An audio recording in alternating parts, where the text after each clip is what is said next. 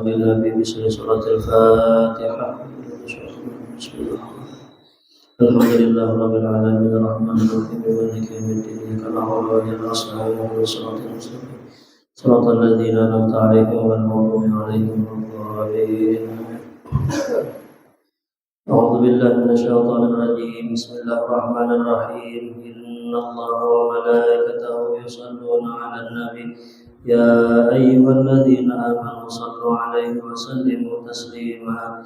اللهم صل صلاة كاملة وسلم سلاما تاما على سيدنا محمد الذي تنحل به العقد وتنفرج به الكرب وتقضى به الحوائج وتنال به الرغائب وحسن الخواتم ويستسقى الغمام به الكريم وعلى آله وصحبه في كل لمحة ونفس بعدد كل معلوم.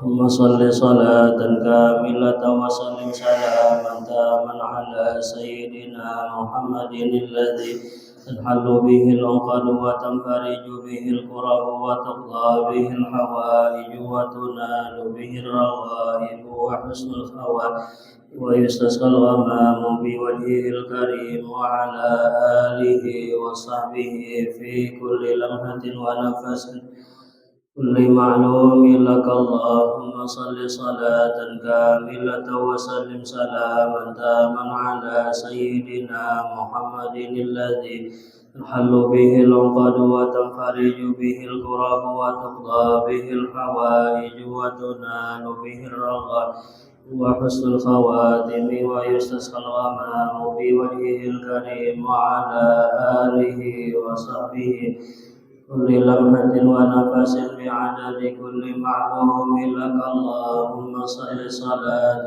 كاملة وسلم سلاما تاما على محمد الذي تنحل به العقد وتنفرج به الكرب وتقضى به الحوائج وتنال به الرغائب وحسن الخواتم ويستسقى الغمام بوجهه الكريم وعلى آله وصحبه في كل لمحة ونفس كل معلوم لك. اللهم صل صلاة كاملة وسلم سلاما تاما على سيدنا محمد الذي تحل به العقد وتنفرج به الكرب وتقضى به الحوائج وتنال به الرغائب وحسن الخواتم ويستسقى الغمام بوجهه الكريم وعلى آله وصحبه في كل لمحة بعدد كل معلوم لك. اللهم صل صلاة كاملة وسلم سلاما تاما على سيدنا محمد الذي تنحل به العقد وتنفرج به الكرب وتقضى به الحوائج وتنال به الرغائب وحسن الخواتم ويستسقى الغمام بوجهه الكريم وعلى آله وصحبه في كل لمحة ونفس بعدد كل معلوم لك. اللهم صل صلاة كاملة وسلم سلاما تاما على سيدنا محمد الذي تنحل به العقد وتنفرج به الكرب وتقضى به الحوائج وتنال به الرغائب وحسن الخواتم ويستسقى الغمام بوجهه الكريم وعلى آله وصحبه في كل لمحة ونفس بعدد كل معلوم لك. اللهم صل صلاة كاملة وسلم سلاما تاما على سيدنا محمد الذي تنحل به العقد وتنفرج به الكرب وتقضى به وتنال به الرغائب وحسن الخواتم ويستسقى الغمام بوجهه الكريم وعلى آله وصحبه كل لمحة ونفس بعدد كل معلوم لك. اللهم صل صلاة من على سيدنا محمد الذي تنحل به العقد وتنفرج به الكرب وتقضى به الحوائج وتنال به الرغائب وحسن الخواتم ويستسقى الغمام بوجهه الكريم وعلى آله وصحبه في كل لمحة ونفس بعدد كل معلوم لك اللهم صل صلاة كاملة وسلم سلاما تاما على سيدنا محمد الذي تنحل به العقد وتنفرج به الكرب وتقضى به الحوائج وتنال به الرغائب وحسن الخواتم ويستسقى الغمام بوجهه الكريم وعلى وصحبه في كل لمحة ونفس بعدد كل معلوم لك اللهم صل صلاة كاملة وسلم سلاما تاما على سيدنا محمد الذي به الكرب وتقضى به الحوائج وتنال به الرغائب وحسن الخواتم ويستسقى الغمام بوجهه الكريم وعلى آله وصحبه في كل لمحة بعدد كل معلوم لك. الفاتحة. بسم الله الرحمن الرحيم. الحمد لله رب العالمين الرحمن الرحيم مالك يوم الدين إياك نعبد وإياك نستعين اهدنا الصراط المستقيم صراط الذين أنعمت عليهم غير المغضوب عليهم ولا الضالين. السلام عليكم ورحمة الله وبركاته. بسم الله الرحمن الرحيم. الحمد لله رب العالمين والصلاة والسلام على أشرف الأنبياء والمرسلين سيدنا ومولانا محمد وعلى آله وصحبه أجمعين. سبحانك لا علم لنا إلا ما علمتنا إنك أنت العليم الحكيم. ولا حول ولا قوة إلا بالله العلي العظيم. ولا حول ولا قوة إلا بالله العلي العظيم. ولا حول ولا قوة إلا بالله العلي العظيم. رب اشرح لي صدري ويسر لي أمري واحلل عقدة من لساني يفقهوا قولي وارزقني الفهم القوي وسدد لساني واهد قلبي بحق سيدنا محمد صلى الله عليه وسلم. قال المؤلف رحمه الله تعالى ونفعنا به وبجميع علومه في الدارين آمين. Kemudian berikutnya yang mewajibkan akan mandi. Perkara-perkara yang mewajibkan akan mandi. Tidak diwajibkan atas seorang perempuan mandi kecuali apabila ditemukan salah satu yang mewajibkan akan dia, yaitu ada 6. Nah, jadi 6 perkara ini 3 perkara yang sama antara laki-laki dan perempuan. 4 perkara yang wajib antara dengan laki-laki dan perempuan, dan 2 perkaranya lagi adalah khusus bagi perempuan. Yang pertama adalah keluarnya air mani pada saat jaga ataupun pada saat tidur. Jadi keluar air mani ini baik di saat sedang bangun tidur ataupun di saat di dalam tidur. Jadi adalah wajib mandi. Artinya di saat tidurnya, artinya bermimpi lah. Bermimpi setelah bangun kemudian ternyata ada baju mandi keluar, nah, wajib mandi. Ada seorang sahabat perempuan bertakun kepada Rasulullah, ya Rasulullah, ulun bermimpi, ya kan, bermimpi keluar air mani, apakah wajib mandi? Ujar Rasulullah menjawab, na'am, idza ra'atil ma'. Ya Rasulullah, wajib engkau mandi apabila engkau melihat akan air mani itu memang keluar. Artinya saat bangun guling dasar memang basah, ya kan? Keluar ada tanda-tanda yang keluar itu adalah air mani. Tapi kalau hanya sebatas bermimpi aja, bermimpi ternyata pas bangun ada banyu mandinya, nah ini kada wajib mandi ya. Jadi yang wajib mandi itu bila memang ada banyunya keluar. Nah kemudian yang kedua adalah jima atau berhubungan badan. Maka apabila menjima oleh suaminya, umpamanya niscaya wajiblah atas itu perempuan mandi. Ini sama nang menjima atau nang dijima lah lakinya atau istrinya, ini diwajibkan mandi. Sekalipun kada inzal ya mas, sekalipun kada keluar banyu mandi, pokoknya apabila berhubungan badan, ujar Rasulullah itu napa idzal taqal khitanani faqad wajibal ghuslu. Apabila bertemu dua alat khitan, dua alat kemaluan ujar Rasulullah, nah, maka wajiblah atas orang tersebut mandi.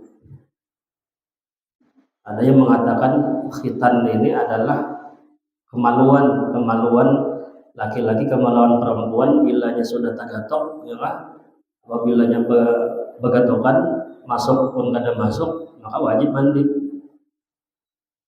Apalagi walaupun kada keluar bilang ya Allah, pokoknya bila tagatok wajib mandi.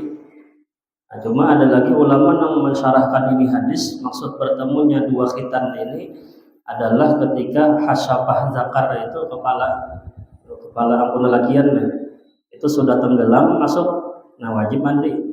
Tapi kalau hanya di depan ujung kepalanya aja kada masuk sebutingan hasyafahnya tadi, kada wajib mandi. Karena Nabi mengatakan bertemu dua khitan ini kan artinya potongan daripada orang bersunat. Nah kalau lakian itu batas disunat itu adalah kulit yang menutupi kepalanya itu. Nah, kulit yang menutupi kepala zakar itu, nah, sampai disitulah dipotong. Kemudian apabila masuk tenggelam kepalanya itu maka wajib mandi. Karena bila tenggelam kepalanya itu tagatok lawan bekas sunatan babinian. Namun hanya sekedar masuk kepala ujung kepalanya aja kada sampai tenggelam, ini belum tagatok antara bekas khitannya ampun babinian lawan khitan lakian. Tapi ada lagi mengatakan tadi diantaranya almarhum Guru Bakri ya kan, khitan itu disidin maluan. Nah, pokoknya bila tagatok ampun lakian, tagatok lawan ampun babinian, masuk ada masuk disidin. Bahkan sih mencontohkan bajanguk di muka lawang aja wajib mandi sudah. Nanti bajanguk di muka lawang itu artinya kada masuk nih, cuma hanya bagatok aja. Nah ini sudah wajib mandi aja sih dia. Tetapi kita menghendak berhati-hati baik baik kita mandi gitu lah, walaupun hanya tagatok aja kalau lah, nah itu lebih baik kita mandi aja. Kalau kita pendapat yang mengatakan khitan itu adalah kemaluan.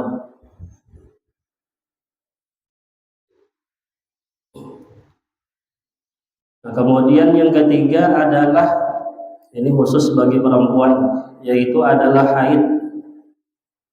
Apabila seorang perempuan haid dan ketika dia suci, maka wajiblah dia mandi. Jadi seorang perempuan yang apabila sudah suci daripada haidnya, sudah bersih daripada haidnya, maka wajiblah atasnya itu mandi. Tapi bersegera mandi ini karena apabila hendak sembahyang ya kan. Apabila sudah bersih daripada haid, nah ini belum diwajibkan bersegera kecuali ini hendak sembahyang. Dan yang perlu diperhatikan apabila suci daripada haid ini kan, apabila bersihnya itu waktu sembahyang belum habis. Nah, kemudian walaupun waktu sembahyang nainya habisnya haid tadi, walaupun cukup takbiratul ihram aja umpamanya sudah parak benar lawan asar, kalinya bersih daripada haid. Jika seandainya sembahyang itu tinggal angkat tangan aja lagi Allahu Akbar, kalinya habis waktu apa? Waktu zuhur. Nah si babinian ini karena apabila dituntung mandi wajib, nah maka wajib kena mengqadha sembahyang sembahyang zuhurnya. Karena di saatnya bersih itu waktu zuhur itu masih ada.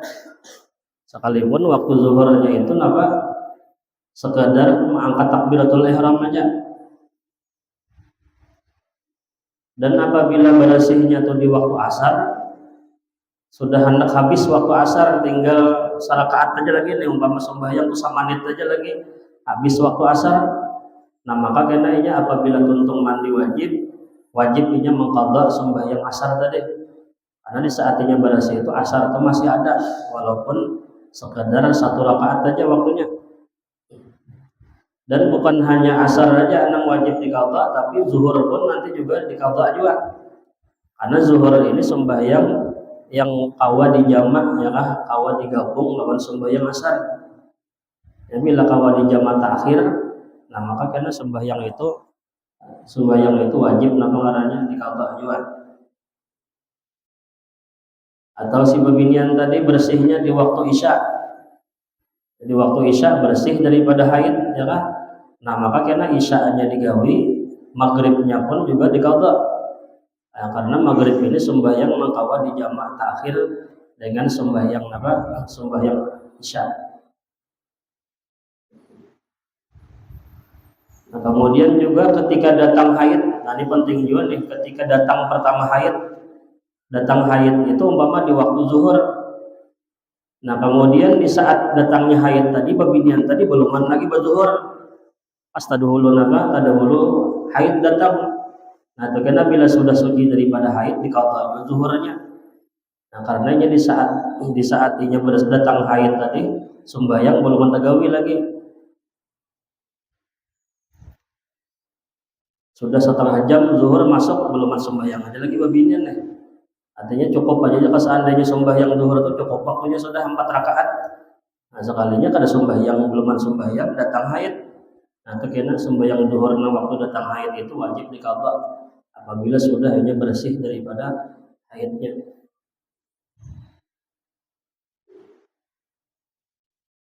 Nah, kemudian yang keempat adalah yang mewajibkan mandi adalah nipas. Nipas apabila seorang perempuan melihat akan darah sesudah melahirkan, kemudian darah itu berhenti, maka wajiblah mandi. Nah, nipas ini kan darah yang keluar setelah melahirkan. Setelah melahirkan datang darah, ya kan? Nah, itu namanya darah nipas. Dan apabila sudah yakin nipas tadi sudah berhenti, wajib seseorang perempuan itu mandi. Kemudian yang kelima adalah melahirkan. Apabila seorang perempuan melahirkan sekalipun tidak basah, maka dia wajib mandi. Jadi kalau dia melahirkan itu wajib mandi karena anak itu kan adalah daripada gabungan mani laki lawan mani bini. Nah, mani laki lawan mani bini bercampur, kemudian jadilah anak. Jadi bilanya keluar anak tuh otomatis junub warnanya. Karena sama keluar anak tuh lawan keluar air mani. Atau keguguran aja, anaknya beluman ditiupakan roh. Hanya sebulan 2 bulan betianan keguguran, atau wajib juga mandi karena walaupun segumpal darah aja masih atau segumpal daging aja beluman betiup roh lagi keguguran, nah, wajib juga mandi karena segumpal daging segumpal darah tadi kan hasil daripada baju mandinya tuh, baju mani laki baju mani bini bergabung walaupun belum ditiup akan roh ya, pada si anak tadi.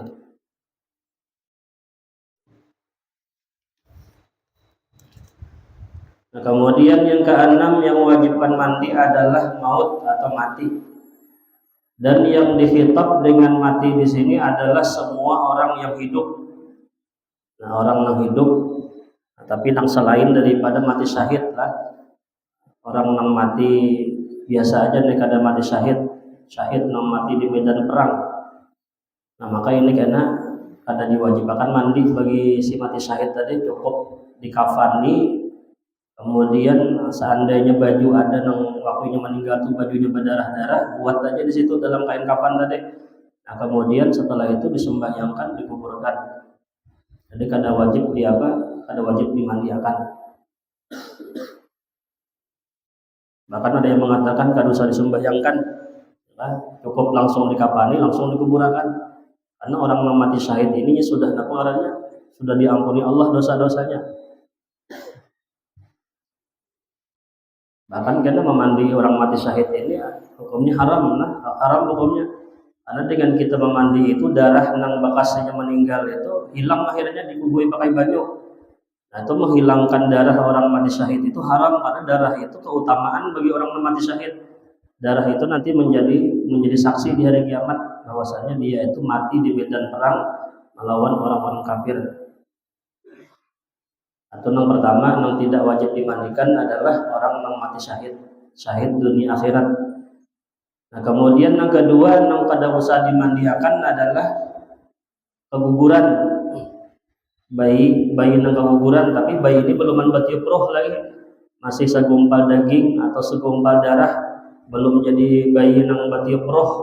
Nah, bilanya keguguran itu langsung dikuburkan aja. Kada usah dikubur, dimandiakan kada usah, disembahyangan kada usah. Bahkan ujar ulama seandainya kada dikafani pun langsung dikubur aja kada apa-apa, tapi bagus memang dikulut pakai kain putih itu dikuburkan.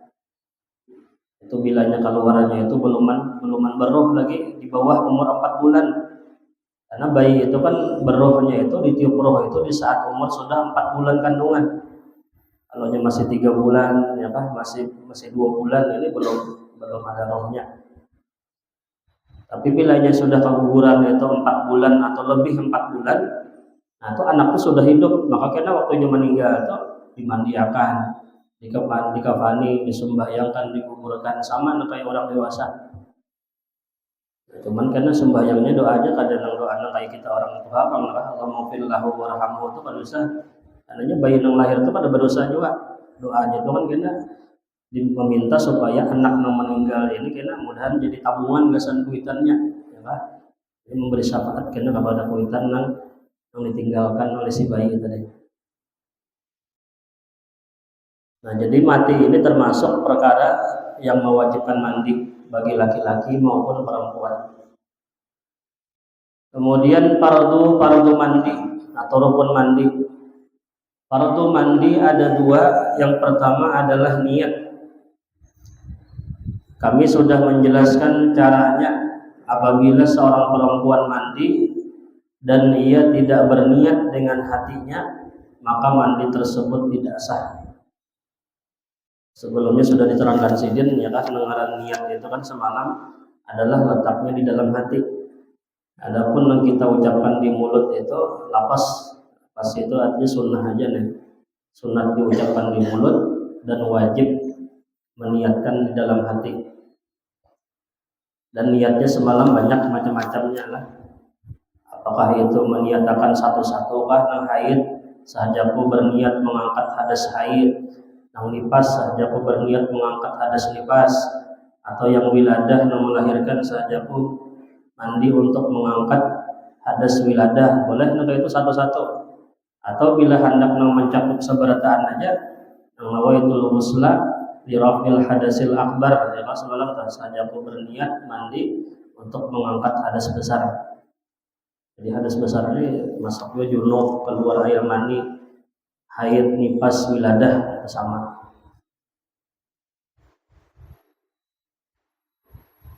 Kemudian yang kedua rukun mandi adalah meliputkan atau meratakan air ke seluruh badan. Seorang perempuan itu wajib membasahi seluruh badannya, kemudian bulu-bulu dan kulit-kulitnya, dan memperhatikan akan lipatan-lipatan seperti 2 telinga, kemudian ketiak, bagian perut, dan yang berada di bawah kuku. Nah, jadi wajib meratakan seluruh air ke seluruh badan. Nah, meratakan air ke seluruh badan. Jadi dengaran mandi itu kan artinya banyak itu dialirkan, ya kan, digugurkan, dialirkan ke seluruh badan, itu mandi gerannya. Nah, makanya kena kada sah bila orang itu kainnya dibasahi kemudian dilapakkan di awak, walaupun rata kena baju yang dilapakkan di awak itu tadi kada sah mandi wajibnya, karena itu bukan mandi, itu ngarannya menyapu. Nah, kalau mandi ini baju ini bujur-bujur dialirkan, nah, dialirkan ke seluruh badan, baik bajunya kah nang datang ya kah ke awakinya atau inya nang bercampur ke banyu. Yang penting banyu itu rata di seluruh badan itu kena dengan banyu. Dan perlu diperhatikan jarsidin mandi itu lipatan-lipatan yang di awak, yang di bawah ketiak, kemudian yang di lubang telinga, kemudian lagi yang bagian perut-perut yang ada lipatan-lipatan perut ya lah. Nah ini perlu diperhatikan kalau pina banyu tadi kada sampai. Kemudian ulang yang berada di bawah kuku, karena yang di bawah kuku itu termasuk bagian yang zahir daripada badan, wajib karena banyu itu sampai ke bawah kuku. Nah, makanya karena sebelum mandi wajib itu nah dibuangi dulu tanah-tanah yang di bawah kuku, nah dikuiti dulu. Karena kadang-kadang tanah yang di bawah kuku ini kan bisa menghalangi akan sampainya banyu ke bawah kuku tadi. Nah, bila nya bawah kuku ini kada sampai banyu, maka mandi wajibnya kada sah. Nah, termasuk juga yang wajib basah itu adalah rambut-rambut. Nah, rambut atau bulu-bulu itu semuanya wajib basah. Kemudian adapun syarat-syarat mandi wajib. Syarat mandi wajib ada 8. Sebagaimana telah disebutkan seperti syarat-syarat wudhu. Ini sama syarat mandi wajib ini lawan syarat wudhu semalam ada 8. Dan telah kami sebutkan pada syarat wudhu sudah semalam. Nah, jika seorang perempuan mandi dan pada badan perempuan tersebut terdapat sesuatu yang merubah akan air atau ada sesuatu yang menghalangi akan sampainya air ke kulit, maka hadasnya itu tidak akan hilang sampai dia menghilangkan sesuatu tersebut serta membasuh apa yang terdapat di bawahnya seperti yang telah dijelaskan pada wudhu. Nah, jadi di kulit itu jangan ada nang menutup, ya kan, nang menutup akan sampainya banyu ke kulit. Umpamanya kayak lem kah, bekas lem, ataupun apalagi plester kah, atau sisik iwak kah, babinya tuntung menyiang iwak. Nah, sisik iwak tuh hati-hati juga. Bila takana kulit itu kan kada sampai banyu ke bawah sisik iwak tadi. Ataupun apapun itu nang menghalangi sampainya banyu ke kulit, itu wajib dihilangkan. Atau sesuatu yang dapat merubah akan air mutlak, merubah air.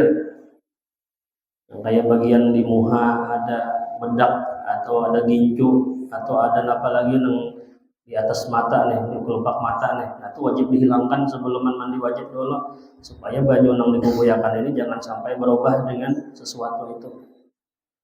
Atau bekas di tangannya ada bekas minyak harum lah. Nah, minyak harum itu digosok, dibuang dulu supaya bajunya jangan berubah dengan bekas minyak harum tadi. Atau di awak bekas di apa namanya di minyak angin kah, atau itu pakai press-care apa tuh yang lelah supaya jangan sakit parut macam-macam entah apa. Autan segala supaya jangan ikut nyamuk, autan kan adanya betul. Nah, itu sesuatu itu wajib dihilangkan juga sebelum mandi. Bersihin dulu karena itu dapat merubah banyu kena. Apabila nya berubah banyu, nah maka banyu itu kada banyu mutlak lagi karena banyu mutaghayyir. Banyu yang berubah dengan benda suci itu hukumnya banyu itu suci tetapi tidak menyucikan. Nah, ini menghilangkan sesuatu yang merubah banyu tadi sebelum mandi wajib, ya kan? Sebelum mandi wajib bersihin dulu. Bersihkan habis-habis. Atau nang di bagian kemaluan, ya kan, nang bekas tuntung berhubungan badan dibersihkan dulu semuanya. Akhirnya tuntung pas mandi itu kena tinggal meratakan banyu aja lagi.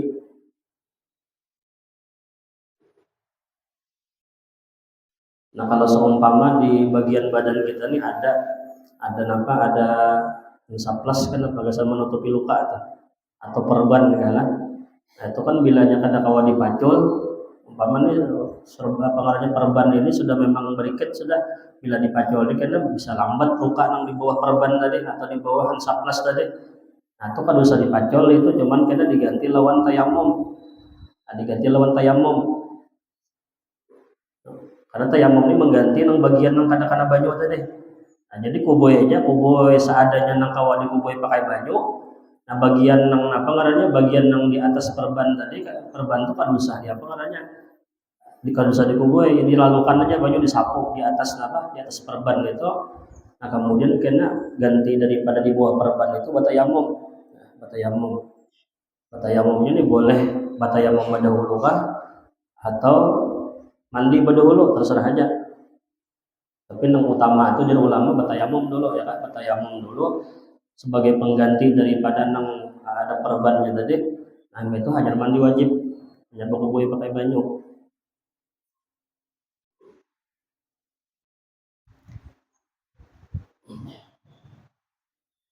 Jadi dengan tayamum ini pasti tak pakai kita ya kan.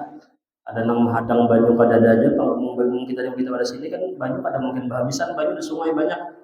Tapi tayamum ini kita suatu saat tak pakai, di saat kita garing tak pakai tayamum, atau di saat kita luka yang ada perbannya, ada apa tadi hansaplasnya tadi, nah itu tak pakai tayamum kan, mengganti daripada nang tak tutup itu.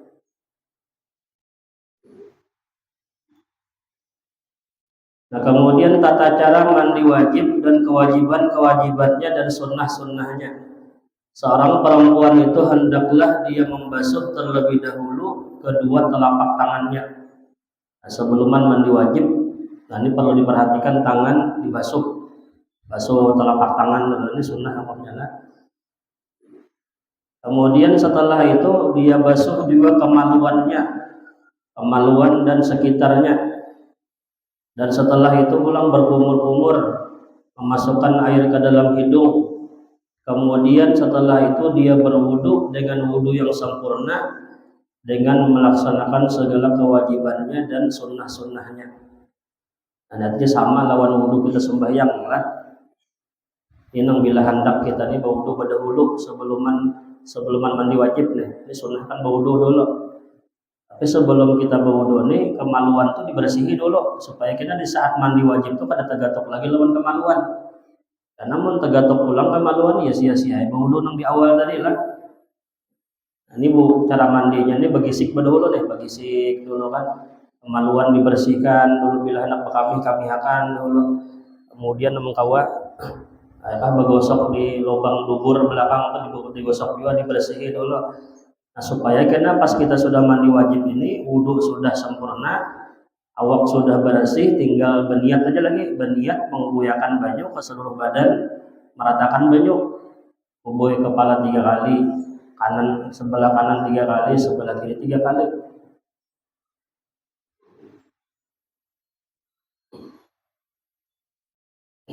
Sabun dulu mandi bagus juga ya kah? Orang mandi wajib ini kan modelnya kayak mandi kita mandi orang mati ya, mandi bakubal dulu, mandi bersih dulu kan bersabun macam-macam, begisik segala macam. Nah itu hanya untuk mandi bakubal, mandi bersih tadi baudu. Nah imbah baudu hanya berniat nang mandi wajib tadi nang nawaitu rafal hadasil akbari tadi. Nah bila sudah tuntung mandi wajib kan akan usah lagi baudu, karena baudunya sudah sudah dilakukan di awal sebelum mandi wajib tadi, sebelum berniat. Nah terkecuali batal aja di tengah-tengah mandi wajib, tergatok kemaluan enggak atau takami hingga pas waktu berwudu itu takami enggak batal.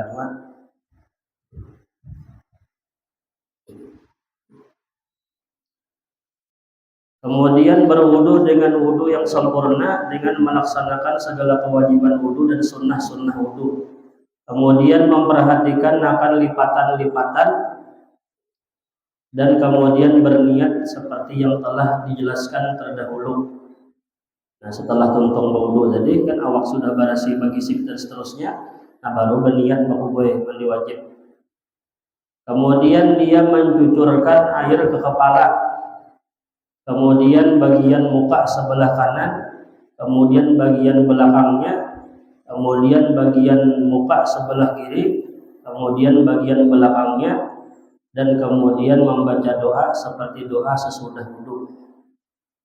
Jadi berniat ini, berniat ini kan ada banyak lagi kubuyan, cukup mengubuyakan kepala 3 kali, kemudian kanan yang di muka 3, di belakang 3, kemudian di muka sebelah kiri 3, belakang 3, dan sudah yakin berataan sudah.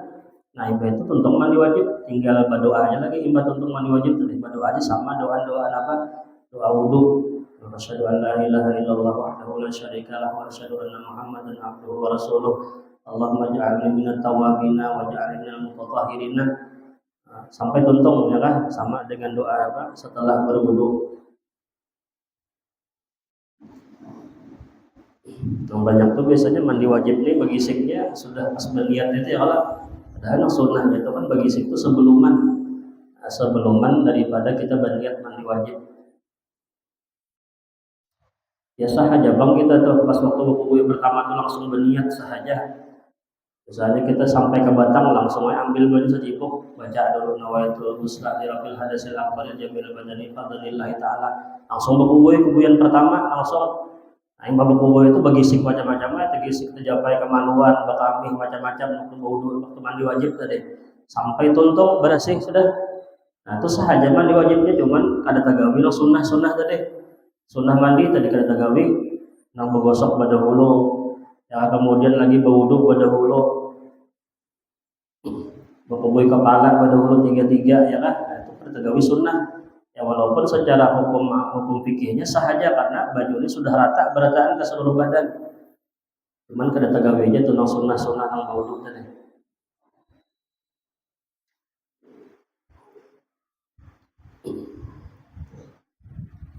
Nah, kemudian apa-apa yang diharamkan dengan orang yang janabah. Janabah adalah orang yang junub, baik itu sebab keluar air mani ataupun sebab jima. Diharamkan sebab janabah dan orang yang melahirkan adalah 6 perkara. Yang pertama adalah sholat.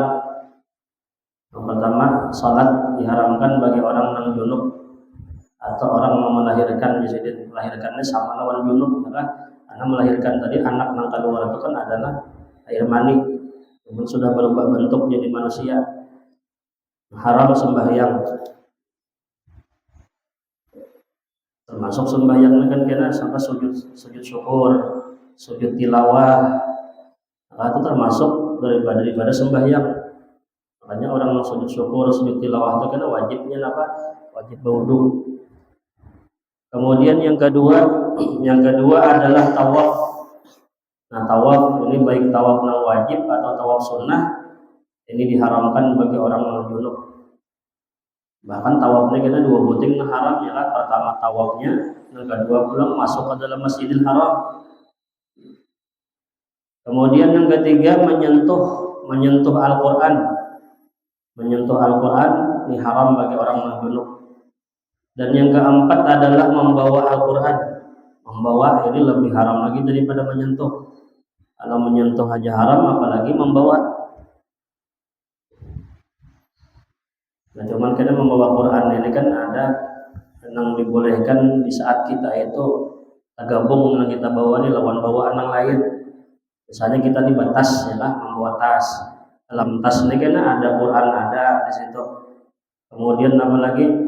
Membawa barang-barang yang lain, buku biasa ada, pulpen ada.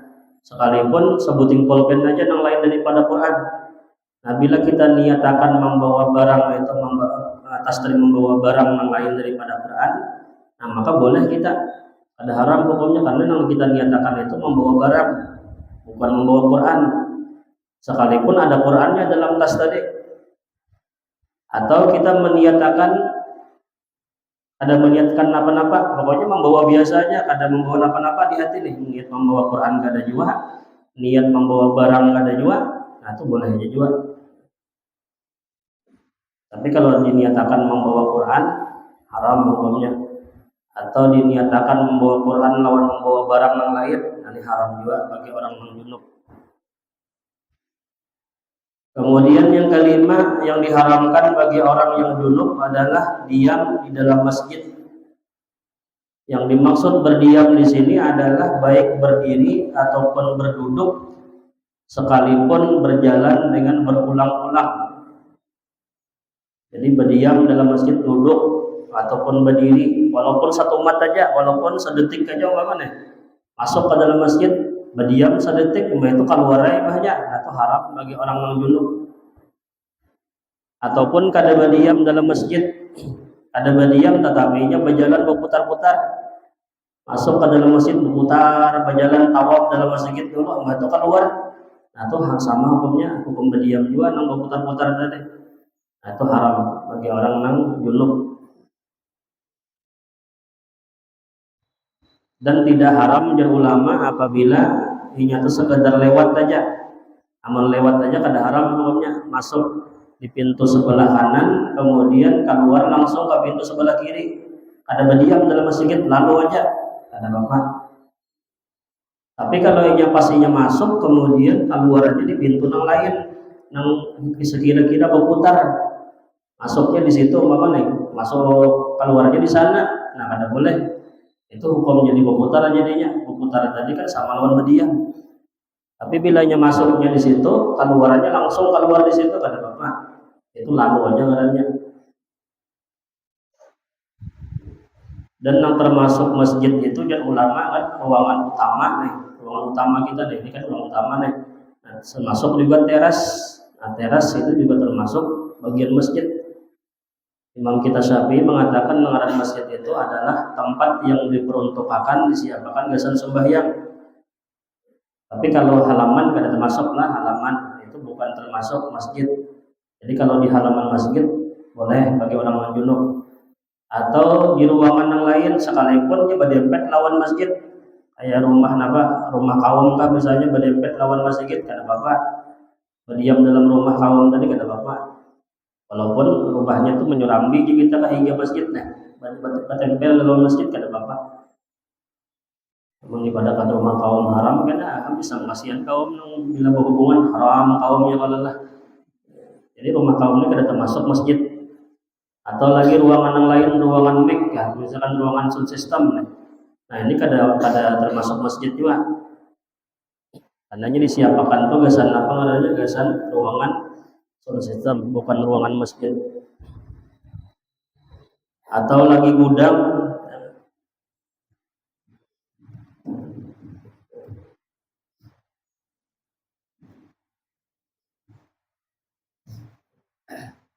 atau lagi gudang misalnya ya kah, gudang barang-barang penyimpanan yang barang kada terpakai lagi, ini juga bukan termasuk masjid. Atau WC, nah itu juga termasuk bukan masjid. Jadi tempat-tempat yang di luar daripada tempat sembahyang tadi itu boleh orang junub berdiam di situ.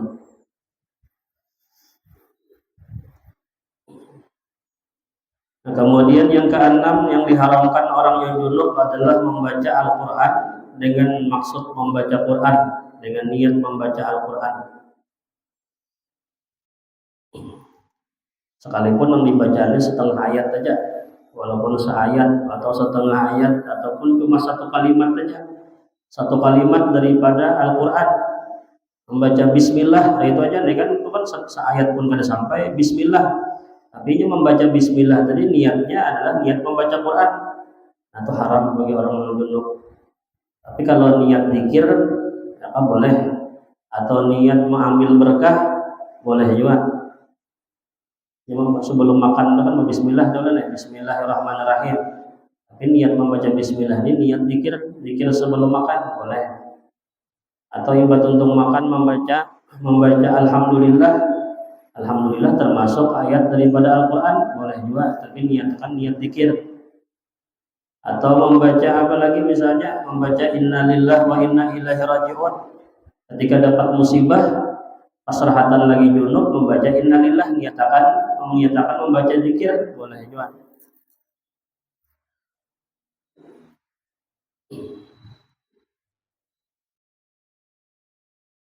Nah kemudian karena bagi orang yang hafal Quran, misalnya beginian nih hafal Quran, khawatirnya apabila sampai 15 hari haidnya nih, ya kan bilanya pada diulangi hafalan, hilang hafalan. Nah itu karena bolehnya membaca, tapi membacanya jangan sampai keluar bunyi suara. Ya kan membaca itu jadi ulama apabila keluar bacaan, keluar suara. Nah, tapi kalau sekadar karimut montong aja atau membaca Qur'annya dalam hati aja ada apa-apa, itu kada haram bagi orang junub ataupun orang haid. Kita pun biasanya bila hendak membaca Quran, tapi misalnya dalam hatinya asal jangan tak keluar di montong aja, atau bibir kita menggerak-gerak, suaranya kadang-kadang ada bapak, ini kada haram bagi orang non junub.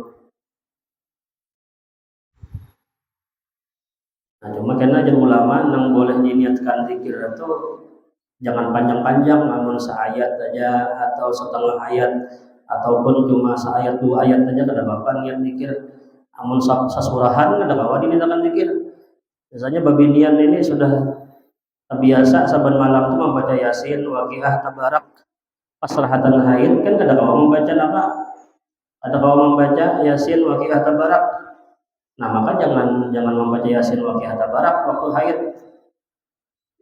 Diniatakan zikir bang ya kawa aja. Pada kawa kepanjangan itu kada kawa niat zikir. Sasurahan itu kada kawa zikir lagi. Nah, tapi bila sudah orang ini sudah rutin terbiasa saban malam membaca Yasin, Waqiah, Tabarak, nah maka itu pahalanya dapat aja sudah, walaupun kada dibaca waktunya haid dapat aja pahalanya. Atau orang ini saban malam tuh sembahyang witirnya, cuman karena berhalangan haid kan kada kawa, nah itu pahala sembahyang witir ini dapat juga sudah. Atau terbiasa saban besokan tuh sembahyang duha, sembahyang isyraq, karenanya haid kada kawa menggawi sembahyang sunah-sunah tadi, nah itu dapat dua pahalanya sudah. Jadi kada usah deklarasi, umpama kita di opinian kada kawa sahatan haid, kada kawa membaca Yasin, Waqiah, Tabarak, kada usah diniatakan zikir pun jangan. Karena Allah Maha tahu aja sudah ya orang non haid itu kada kawa membaca Quran. Nah, cuman kalau zikir yang lain boleh aja membaca. Baterainya bagus.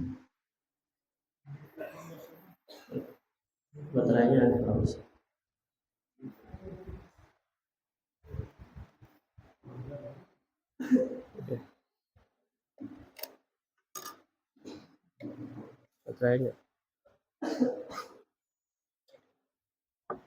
apa berarti? Baterainya hanya ada pakai laptop.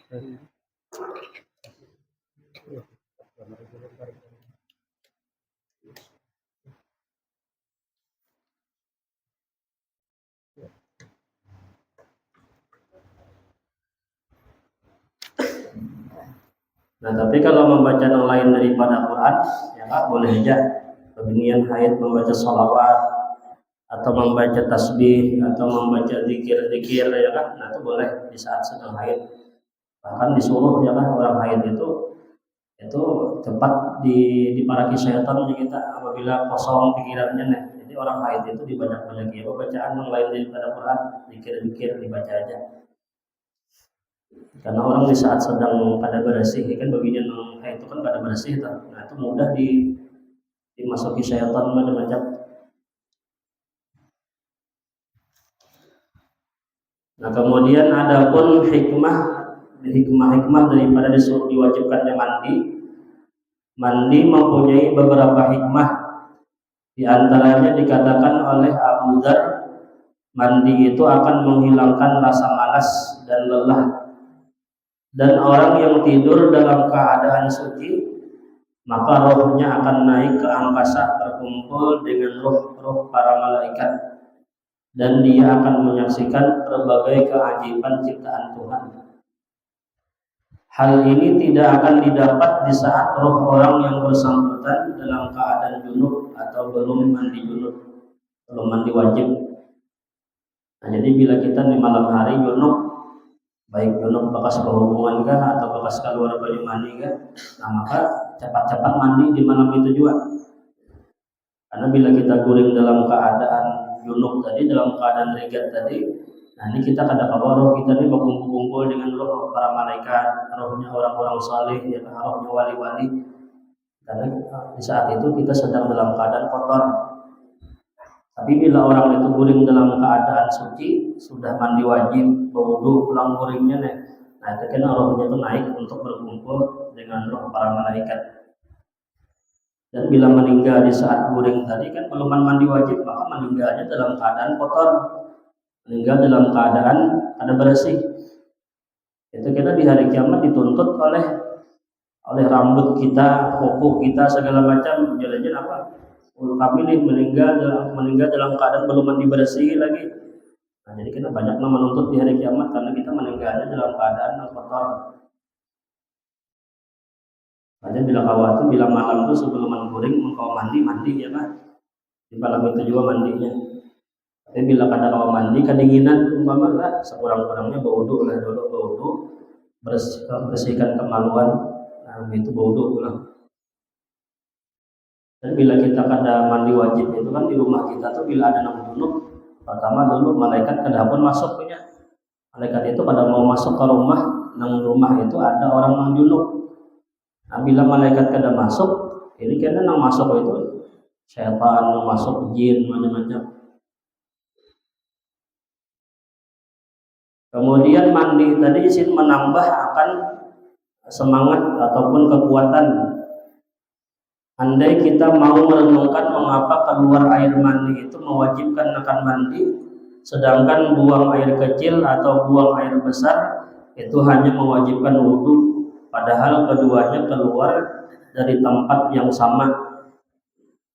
Maka jawabannya adalah air kencing itu hanyalah sisa-sisa daripada makanan dan minuman. Sedangkan air mani itu berasal daripada saripati makanan dan minuman yang kita makan. Oleh karena itu kita tidak begitu terasa atau tenaga kita tidak banyak terkuras lantaran sering buang air kecil. Namun kita akan merasa sangat lelah dan lemas atau tenaga kita banyak terkuras setelah kita mengeluarkan air mani. Nah, jadi bedanya nih kalau bakami lawan buang baju mani keluar air mani ini kan padahal sama-sama keluar di kemaluan yang sama. Cuman bila orang tutung bakami ini kita biasa aja malah kita rasa sigar, rasa ampeh bakalangan aja kita di bakami nih. Tapi kita keluar baju mani tadi untuk buang air keluar baju mani ini awak puyuh luar biasa. Karena air mani ini adalah saripati makanan. Saripati makanan, nah di saat dia keluar tadi awak menjadi lemas.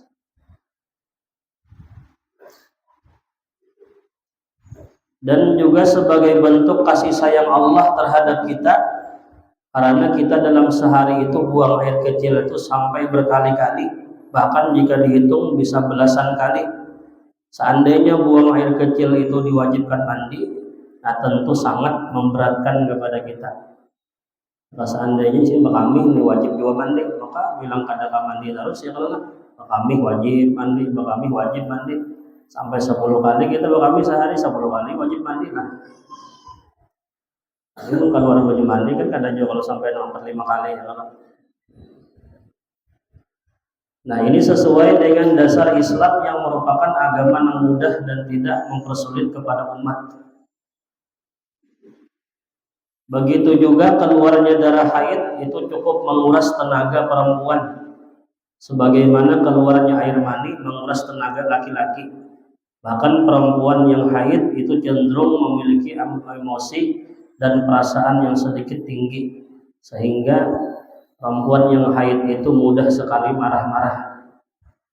Jadi sama orang haid itu pun juga tenaganya terkuras. Makanya bila tenaga terkuras ini kan awak puyuh ini bisa menyangit-nyangit aja gawian. Mandi wajib selain berfungsi dan bermanfaat untuk membersihkan tubuh, juga berfungsi untuk mengembalikan tenaga yang banyak terkuras akibat sebab-sebab tersebut. Jadi mandi wajib ini mengulah kita supaya apa? Supaya kita nih tenaga kita kembali pulang, supaya kuat pulang ya. Hanya bila orang tuntung membakar keluar baju mani ini kan puyuh. Kadang-kadang bisa kehausan, bisa minum macam-macamnya karena tenaga dia sudah terkuras imbah keluar baju mani tadi. Tapi pun kawat itu imbah keluar baju mani itu jangan memakan-makan dulu kan. Karena itu ada ulama mengatakan baju atau makanan yang kita makan di saat sedang haid ini jadi penyakit, jelas. Nah, jadi penyakit. Jadi muka waktu jangan bawa makan dulu, jangan bawa minum dulu. Nah, bila kau mandi langsung. Nah, imbah mandi tadi hanya bawa makan. Karena kada bagus tuh makanan yang kita makan di saat junub itu kada bagus. Sedangkan hikmah mandi wajib setelah melahirkan selain untuk membersihkan kotoran, terutama bau-bau yang tidak sedap yang dibawa oleh darah setelah persalinan atau melahirkan, juga sebagai perwujudan rasa syukur kepada Allah atas keselamatan dalam melahirkan dan sudah dikaruniai akan seorang anak. Nah, jadi intinya semua perintah Allah Ta'ala itulah baik yang sunnah ataupun yang wajib itu pasti di dalamnya itu ada hikmah. Nah, terutama di antaranya tadi mandi wajib, hikmahnya apa? Supaya awak kita sigar pulang, supaya roh kita dalam keadaan suci, badan kita menjadi suci. Nah, jadi banyaklah hikmah-hikmah di balik perintah daripada mandi wajib ini. Nah, jadi kita jangan meremehkan dengan perintah Tuhan walaupun yang sunnah kan. Jangan kita meremehkan karena di balik perintah Allah itu semuanya ada manfaat, ada hikmah. Dan sebaliknya pula larangan Allah pun demikian. Jangankan nang haram ya kan, nang makruh pun bila seandainya kita teliti itu pasti ada di balik daripada larangan Allah Ta'ala itu ada mudaratnya, ada bahayanya. Jadi jangan kita meremehkan larangan-larangan Allah sekalipun itu dosa halus saja kah atau nang makruh saja kah, jangan meremehkan. Nah, kemudian yang berikutnya bab tentang haid. Mudah-mudahan bermanfaat, mudah-mudahan diberikan paham oleh Allah Subhanahu wa Ta'ala, menjadi ilmu yang bermanfaat bagi kita semua. Dimudahkan mengamalkannya, mudah Allah mengampuni dosa kita, mengampuni kita dosa buruk kita, diampuni oleh Allah. Mudah-mudahan dengan berkat kita berkualitas hati, mudah terkumpul berada dalam surga-Nya Allah. Rasulullah Sallallahu Alaihi Wasallam, dan mudah kita diwafatkan dalam keadaan husnul khatimah, membawa iman husnul khatimah masuk surga bighairi hisab. Ala hadhihi wa ila hadratin Nabi Al-Fatihah. Alhamdulillah insyaallah. Bismillahirrahmanirrahim. Alhamdulillah rabbil alamin arrahmanir rahim maliki yaumiddin iyyaka na'budu wa iyyaka nasta'in ihdinas mustaqim shiratal ladzina an'amta 'alaihim ghairil maghdubi 'alaihim waladdallin. Bismillahirrahmanirrahim. Alhamdulillah rabbil alamin Allahumma shalli wa sallim ala sayyidina Muhammad wa ala alihi wa sahbihi ajma'in. Allahumma fa'alna bima 'allamtana wa 'allimna wa yanfa'una wa zidna ilma wa zidna ilma wa zidna ilma. Allahumma subhanahu wa ta'ala la ilaha illa anta astaghfiruka wa atubu ilaik. ربنا آتنا في الدنيا حسنة وفي الآخرة حسنة وقنا عذاب النار. وصلى الله على سيدنا محمد وعلى آله وصحبه وسلم. الحمد لله رب العالمين. تقبل الله منكم.